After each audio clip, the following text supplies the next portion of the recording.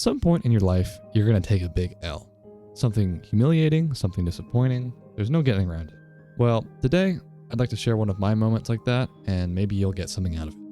And I promise none of this is embellished or fake. This really did happen, even if it sounds absurd.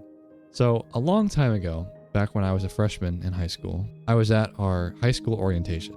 You know, a couple weeks before school starts, where a bunch of other freshmen are there to get a tour of the school, see what's going on, just get a little introduction, right? And as we're wrapping up the tour, we were all shuffled into the school auditorium. And so we all take a seat, and, you know, whoever was running the event, the high school administration or whatever, they come up on stage and they're asking us, you know, how the tour went. And so I'm just sitting there, but then they say something like this: "We want to do some icebreakers to get more familiar with you all."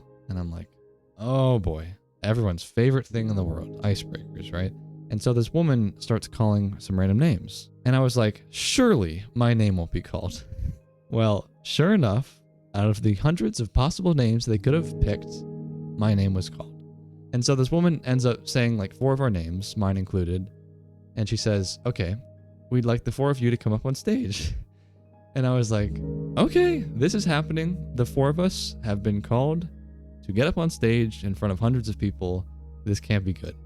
And so the 4 of us are standing up there, like, what do you want? And this woman, she said something like, we're going to play a song, and you guys have to sing along to it. They seriously wanted us to sing in front of the entire high school class. I mean, whoever came up with that idea is an absolute monster. I mean, like, you know, yeah, this is definitely what an incoming high school student needs. This won't be embarrassing at all. So that's bad enough. But then it gets better. So I'm the 4th one in line. Like they kind of lined us up on stage. So this woman hands the mic to the first girl in line, and they play some song. I don't remember what song it was for her, but then they stop the music. And I realized that not only do they want us to sing individually, because I thought, oh, at least maybe we'll be as a group, you know.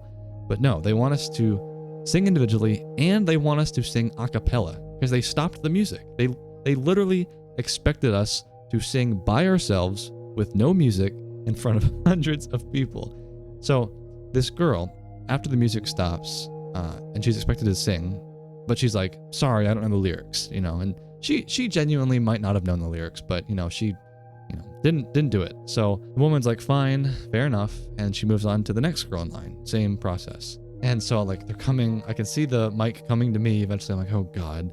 And eventually, it's my turn. And the song they play is Let It Go, you know, in Frozen, right? And I kind of knew the lyrics. I didn't really know what I was thinking, but honestly, I just went for it. Like, I literally started singing, albeit in a very goofy, stupid way, but I started singing in front of everyone, and immediately everyone just starts laughing because it was so ridiculous. It was so silly.